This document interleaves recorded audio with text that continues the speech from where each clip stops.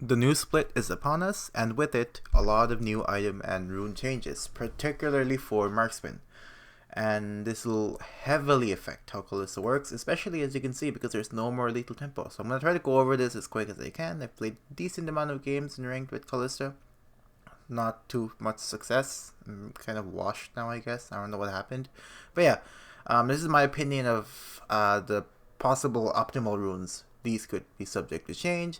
There is also, as far as I know, a hotfix coming out soon for some of the crit items, like Essence Reaver being too weak, Infinity Edge being too strong, and some of the mage items, like the new Black Flame or something mage item. That's like similar to Leandries. That's working really, really well with Leandries.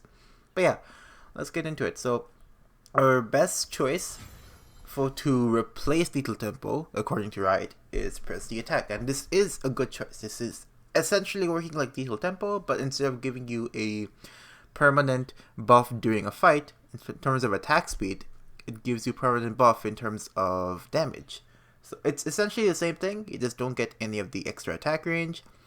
And this is a pretty good setup over here. But I personally really like Conquer because the AD is really nice, the healing is really nice as well, and with all the extra lifesteal added to a lot of the items, like Blade of the Ruined King giving 10%, Bloodthirster giving 18% and 80 attack damage, Mercurial Scimitar giving lifesteal again. There's a lot more ways to get lifesteal now than before without compromising your build too much, I think. But yeah, I think Conquer has a lot of good opportunities, but Press the Attack is still a really good option. It's a matter of playstyle between which one you like. If you prefer to play shorter fights, go Press the Attack. If you prefer to play longer fights, go Conquer. Triumph is still very good. Overheal is gone, and Absorb Life is replacing it. Absorb Life is actually really, really good against poke comps. So if you're facing something like Ashe, Caitlyn bot lane, then Absorb Life will help you sustain the lane really easily and help you not die. Legend Tenacity is gone, now it's Legend Haste, you're never going to use this. Legend Alacrity is still your go-to option. Now that Blade of the Ruined King and Terminus both give a little more attack speed, you have the option of going Legend Bloodline, especially considering Zephyr exists, but we'll go over that a little bit later. But it's a matter of personal choice of whichever you prefer. Cut Down has been changed to go from being based on max health to doing more damage and more HP the enemy has.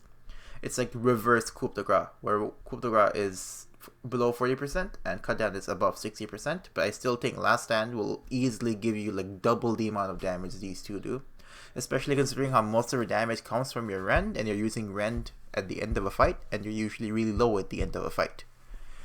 Next, you can either go Resolve or Domination Secondary. If you're going Resolve Secondary, I highly recommend you go these two. If you're facing very burst heavy comps, you can go this. If you're facing more poke heavy lanes, you can go this. But generally, conditioning is very nice. Overgrowth is a good choice. Revitalize is nice if you have an Enchantress support. And Unflinching is really good if you're facing Ashe or any really high card control heavy bot lane or team.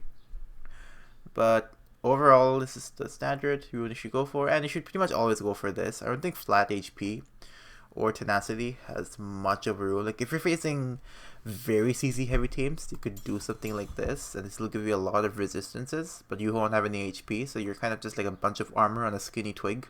So it's not particularly useful, so I do prefer having some HP. Sudden Impact has been reworked. It no longer gives you Lethality and Magic Pen for a couple of seconds. It lets you essentially get a different version of Cheap Shot, where Cheap Shot is based on impairing the enemies, it has a lower cooldown and lower damage, while this has a higher cooldown, higher damage, and it's based on dashes, stealth, etc. So this is terrible now on Kalista because it's a 10-second cooldown. You're only realistically activating it once or twice per fight, and that is not enough damage to make up for the old sudden impact. Just go Taste of Blood or Eyeball Collection or Treasure Hunter. These three are great. You could go Ghost Portal if you're doing solo lane, because you're usually pushing up a lot if you're solo laning as Kalista, and this will help prolong your wards. And this would be really good if you're dual with your support, and they can let you get one auto on wards or killing. Relentless Hunter is really nice overall. I think Relentless Hunter should be used more just because out of combat mobility lets you get to specific fights, lanes really quickly, and that's really useful. Ultimate Hunter is a little bit difficult because her ultimate is very situational.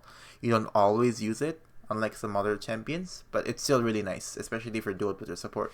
Generally, this is a really nice rune page for more short fights, while for longer fights, I'd go for something like this. The domination rune page has been nerfed significantly because Halo Blades is also nerfed for ranged champions only.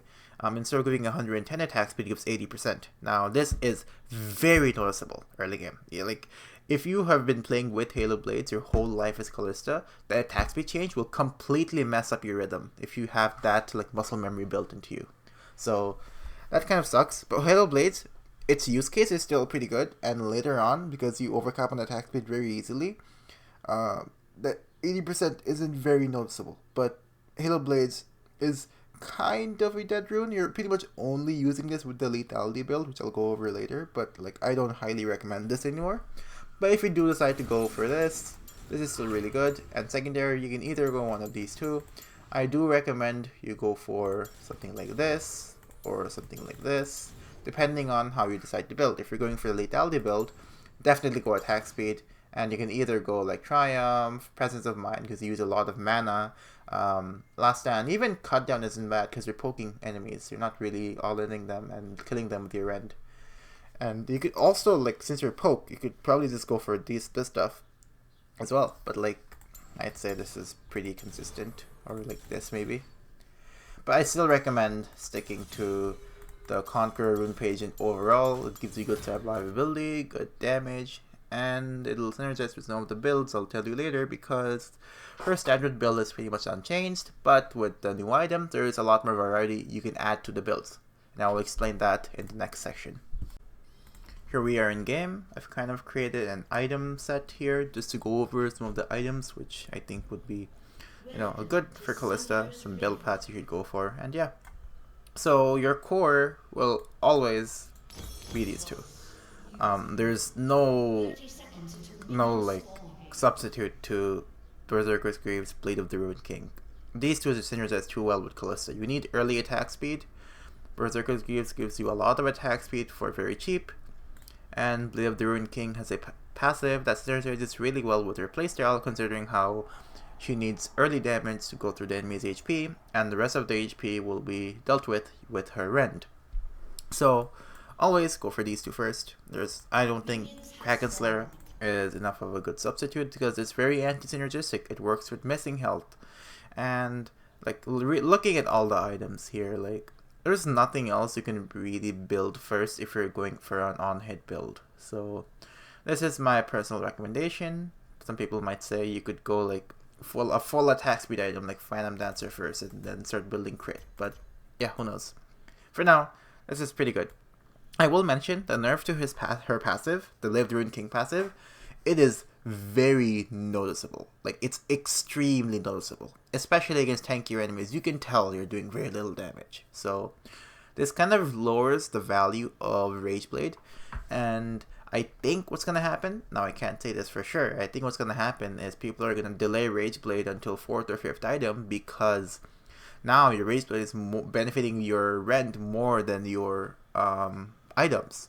And if that's the case, your rend scales really well with AD at max rank. It's 45% and extra spears. 70% doesn't really matter, it's just the first spear. So once you get a bit of AD, you can build Rageblade like 3rd or 4th, and then it would be a little more value than the 3,000 gold you're spending otherwise. Because if you just want all that attack speed, you could go for a Phantom Dancer instead. If you just want most of that damage, you could probably go for a Terminus instead. So you have two good options to account for both ends. If you want to go for something in between, you can go Rageblade. I'm just saying Rageblade may not be as good, but it is still not a bad option. It's still a great second item. It's just weaker than it was before. Let's say you build a second. I would generally recommend you go for a Terminus 3rd, or any other armor pen item as your 3rd item. I think 3rd item should always be your raw damage item, because at this point of the game, people are getting really tanky. You need really good damage to take care of it, unless you already have really good damage built early on. But yeah, this kind of rounds out the build really nicely, and from here on out, you can easily go for a Jack Show. This is the very standard Kalista build. There's nothing unique about this, like, at all. This is very, very standard. And then the last item, you can do whatever you want. I just realized I forgot to add Wit's End into this list, but Wit's End is a good option. Edge of Night's really nice. GA is very nice. Literally, any of these items are nice. Any of these items are nice. And I should have added Wit's End here, but Wit's End is also nice. So, you have all of those options. And then now we can go for some other stuff which I've been trying out, which is more crit heavy builds, because the thing is, the crit items are a little bit overtuned. As far as I know, they should be hotfixing Infinity Edge soon, but that's not the only reason it's good. I feel like crit items are really nice now because you can only build 3 crit items and get good value. You can save your last slot for something else, like the Rage Blade, you know? But what I've had a decent bit of success with is Blade of the Ruined King, into Phantom Dancer, into your armor pen item, whichever you want. I usually go for this, your Infinity Edge, and then your last item is your choice. You could go Guardian Angel, you could go Shield Bow, Death Stance, Maul, whatever you want really. I wouldn't recommend Runaan's Hurricane just because, once again, this is still bugged. I'll want to prove it to you again because this item has been bugged for like several patches and Riot refuses to fix it. Let's see. Works fine. Wow, let's jump backwards. Oh, where are my spears? My spears are gone. You see, it jumped back and there's doesn't apply any stacks to anyone nearby. So yeah, that's the bug. Don't build Runaan's Hurricane until it's fixed. The Rage Blade here is still really nice. There's nothing wrong with it. Like, it synergizes well with Blade of the Ruined King. You get crits from your auto attacks. It's all really nice. You could go Bloodthirster. Bloodthirster is a really good item now because it gives a lot of AD and lifesteal, both of which are really good for Kalista. Like, you could totally just skip Lord Dom's, build Infinity Edge, and then Bloodthirster if you don't need the armor pen, because Bloodthirster is really good. I think this will be a really good item for Kalista because it enhances her survivability by giving the overheal shield essentially, and it just gives stats Kalista really likes. There's also the Lethality build, which you should always go Berserker's Greaves. I don't think Lethality is an excuse to go Lucidity Boots quite yet. But here's where I kind of divert from the usual build. Most people build Opportunity first, and that's good. There's nothing wrong with it. I think Opportunity is a great item. But Yomo's is really bad, and if you were to continue with this build path, it would look something like this. And then your 5th item could be like, I don't know, I can't really tell. I usually just go like Bloodthirster, just because it gives a lot of AD, and it gives me some lifesteal, which my build doesn't have. But Yomo's kind of sucks. So what I like to do, and I've tried it like once I think it's better, is you go Hubris, followed by Opportunity, and then you go Edge of Night. You just skip the Yomos because the Yomos isn't that good, but it's not bad. Out of combat movement speed is nice, the active is nice, ghosting is nice. But overall I wouldn't highly recommend it. Cerulus is great, but the armor pen is way less than if you build either of these items. So if you want, you could build these, but the ability haste is nice. So I do just build this in the end. And as I mentioned, some lifesteal is nice. You could go Blade of the Ruined King because you'll have Halo Blades with this. But I think it's a little too late to synergize with that because you need attack speed for this, and the triple auto from Halo Blades is just not quite enough. So Bloodthirster, and this is kind of a really nice build with Hubris, with your runes stacked up. If you have Eyeball Collection, you'll have like well over 480 very easily, and you have a decent bit of ability haste. If you have Zephyr as well, you'll have a decent amount of attack speed. With Alacrity stacked up, you'll have like 1.6-ish attack speed. So yeah, I think this build has a lot of potential, especially in a solo lane situation or against very squishy teams. You should go for this build even as a bot laner, because realistically, if you're playing on hit or crit Kalista into a very squishy team, they usually have very good one-shot ability, and if that's the case, you kind of just die. And then there's no point in going for the on-hit build. But that's kind of about it. If you want a standard build to follow without thinking too much, just go for this. Like, if you somehow reach 5th item, you build whatever you want. Like, there's you have a lot of options. If their team is very crit heavy, you go Randuin. If their team is very magic damage heavy, you go Force of Nature. If you don't know what they're heavy in, you could just go like Overlord's Blessing. It'll give you some attack damage while also giving you, good amount of HP. You could go Titanic Hydra. You can go a lot of things. It's really just your choice, whatever you want.